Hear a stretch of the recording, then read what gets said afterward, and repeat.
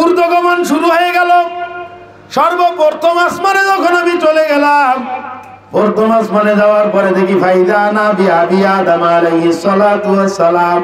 প্রথম আসমানে গিয়ে দেখি আমার আদি পিতা হযরতে আদম আলাইহিস সালাতু ওয়াস সালাম বিরাট বড় সিংহাসনে বসা। ধরে বলেন সুবহানাল্লাহ। আমি আদমকে সালাম দিয়ে দিলাম, আসসালাতু ওয়াসসালামু আলাইকা ইয়া আবি আদম। সালাম দিয়ে দেওয়ার সঙ্গে সঙ্গে আমার বাবা আদম আলাইহিস সালাতু ওয়াস সালাম আমার জন্য নেক দোয়া করেছেন, মারহাবান বিইবনি সালেহ ওয়া নবিয়্যি সালেহ। ও আমার নেককার সন্তান, ও আমার নেককার নবী, সুস্বাগতম সুস্বাগতম। আকাশে ভ্রমণে তোমাকে স্বাগত জানাই। আমার নবী বলতেছেন, ওইখান থেকে আমি চলে গেলাম দ্বিতীয় আসমানে। ফাউরি যাবি ইলা সামাই সানিয়া। দ্বিতীয় আসমানে গিয়ে দেখলাম আপন দুই খালাতো ভাই হযরতে ঈসা এবং ইয়াহইয়া আলাইহিস সালাতু ওয়াস সালাম ওখানে অবস্থান করতেছেন। তাদের সঙ্গে সাক্ষাৎ হইল, কুশল বিনিময় হইল, তাদের সঙ্গে সালাম মুসাফা হলো। তারাও আমার জন্য নেকের দোয়া করলেন, মারহাবান বিআখি সালেহ ওয়া নবিয়্যি সালেহ।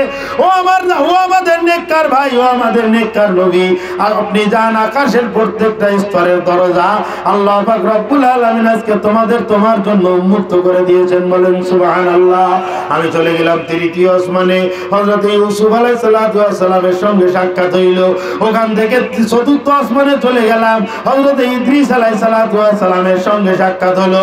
পঞ্চম আসমানে গিয়ে হারুন আলাইহিস সালাতু ওয়াস সালামের সঙ্গে সাক্ষাৎ। 6 নম্বর আসমানে মুসা কালিমুল্লাহর সঙ্গে সাক্ষাৎ। 7 নম্বর আসমানে গিয়ে দেখি জাতির পিতা হযরত ইব্রাহিম খলিলুল্লাহ আলাইহিস সালাতু ওয়াস সালাম বসা। জোরে বলেন সুবহানাল্লাহ। ইব্রাহিম আলাইহিস সালাতু ওয়াস সালাম আমার জন্য দোয়া করলেন, মারহাবান বিইবনি সালেহ ওয়া নবিয়্যি সালেহ। ও আমার নেককার সন্তান, নেককার নবী, তোমার যাত্রা শুভ হোক, সুস্বাগতম। ইব্রাহিমের সঙ্গে সাক্ষাৎ করার পর এরপর আরো একটু উপরে যাওয়া দরকার। উপরের দিকে যখন আমি যাইতেছি, জিবরাইল আলাইহিস সালাতু ওয়াস সালাম বলতেছে, এখানে পর্যন্ত থাকো, আমি আর যেতে পারতেছি না। জিবরাইল বলতেছে, হুজুর আপনি যান। আমি যাব মানে আমি কি এসে গেছি? তাই না, এখান থেকে আরো অনেক দূর, আপনি যান, এখান থেকে আমি আর যেতে পারবো না, আপনাকে নেওয়ার জন্য রফরফ চলে আসবে। ধরে বলেন সুবহানাল্লাহ। রফরফ একটা জায়নামাজের মতো, ওর উপরে চড়ে বসলে ওই রফরফ নিয়ে একদম সোজা আরশে আজিমের সিঁড়িতে ভিড়িয়ে দেবে। জোরে বলেন সুবহানাল্লাহ। আল্লাহর নবী বলেন, ওইখান থেকে আমি চলে গেলাম। চলে যাওয়ার পর আল্লাহ পাক রব্বুল আলামিনের সঙ্গে কথাবার্তা সাক্ষাতের পরে এক পর্যায়ে আমি বলতেছি, আল্লাহ পাক রব্বুল আলামিন আমার উম্মতের জন্য দৈনন্দিন 50 ওয়াক্ত নামাজ ফরজ করে দিয়েছেন। জোরে বলেন সুবহানাল্লাহ। ওইখান থেকে আমার নবী 50 ওয়াক্ত নামাজ নিয়ে চলে আসছেন। ওইখান থেকে নিয়ে আসার পরে হযরতে মুসা কালিমুল্লাহ কয় নম্বর আসমানে ছিলেন? 6 নম্বর আসমানে ছিলেন মুসা কালিমুল্লাহ। জোরে বলেন কয় নম্বর? 6 নম্বর আসমানে ছিলেন মুসা কালিমুল্লাহ। ফেরত আসার সময় মুসা কালিমুল্লাহ জিজ্ঞাসা করতেছে, ভাই মুহাম্মদ, সবাই বলেন সাল্লাল্লাহু আলাইহি ওয়াসাল্লাম, ভাই ব্যাগ তো অনেক বড় দেখা যায়, কি দিল? আমার নবী বলতেছেন 50 ওয়াক্ত নামাজ।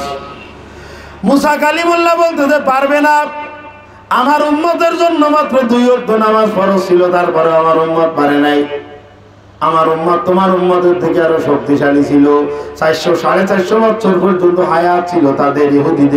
ইহুদিদের হায়াত ছিল 400-450 বছর পর্যন্ত। খ্রিস্টানদের হায়াত ছিল 250-200 বছর পর্যন্ত। আমার উম্মতের এত বড় হায়াত, এরকম জবরদস্ত শক্তিশালী হওয়ার পরেও আমার উম্মত দৈনিক 2 ওয়াক্ত নামাজ আদায় করতে পারে নাই। তোমার উম্মত তো ছোট্ট ছোট্ট উম্মত, এদের হায়াত হলো 60 থেকে 70 এর মাঝামাঝি।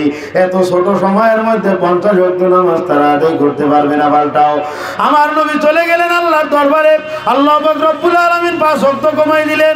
আবার আসলেন মুসা, আবার ফেরত দিলেন, আবার আসলেন, আবার ফেরত দিলেন, আবার আসলেন, আবার ফেরত দিলেন।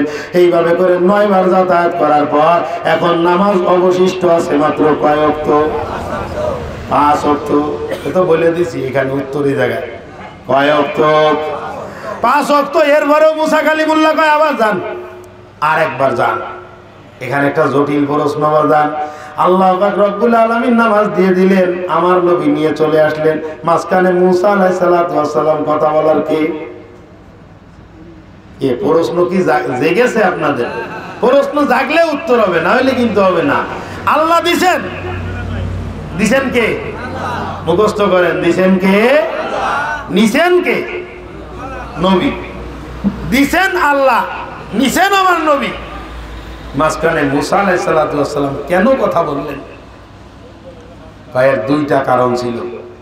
একটা কারণ হলো আল্লাহ পাক মুসা আলাইহিস সালাতু ওয়াস সালামকে ফিট করেই রাখছেন ওখানে, যে আমার হাবিব আমার কাছ থেকে দেখা করে চলে যাচ্ছে, তাকে বিদায় দিতে আমার মনে চাচ্ছে না, যতবার তোমার কাছে যাবে ততবার তুমি ফেরত পাঠাবা। জোরে বলেন সুবহানাল্লাহ। আর দ্বিতীয় কারণ হযরত মুসা আলাইহিস সালাতু ওয়াস সালামের মনে একটা কষ্ট। ওই আলোচনার শুরুতে চলে যান, মুসা কালিমুল্লাহ আলাইহিস সালাতু ওয়াস সালাম আল্লাহকে বলেছিলেন, রব্বি আরিনি আনজুর ইলাইকা, ওগো আসমানের মালিক আমি তোমাকে একটু দেখতে চাই। আল্লাহ পাক রব্বুল আলামিন বলতেছেন, লান তারানি ওয়ালাকিন উনজুর ইলাল জাবাল, আমাকে তুমি দেখতে পাবে না, পাহাড়ের দিকে তাকাও। আল্লাহর নবী মুসা কালিমুল্লাহ আলাইহিস সালাতু ওয়াস সালামের মনের মধ্যে অনেক বড় একটা কষ্ট ছিল, আমি আল্লাহকে দেখতে চেয়েও দেখতে পাইলাম না। আর আমার ভাই মুহাম্মদুর রাসূলুল্লাহ আওয়াজ করে বলেন সাল্লাল্লাহু আলাইহি ওয়াসাল্লাম দেখতে আগ্রহ প্রকাশ করেন নাই, তারপরেও আল্লাহ পাক নিজের থেকে দেখা দিয়েছেন। জোরে বলেন সুবহানাল্লাহ। আমি দেখতে চেয়েও দেখতে পাই নাই, আমার ভাই দেখতে না চেয়েও দেখতে পেয়েছেন। আল্লাহকে তো এই জন্মে দেখতে পারলাম না, অন্ততপক্ষে ওই ব্যক্তিকে একটু বারবার করে দেখি, যে এই ব্যক্তি নিজের চোখে আমার মালিককে দেখে এসেছে।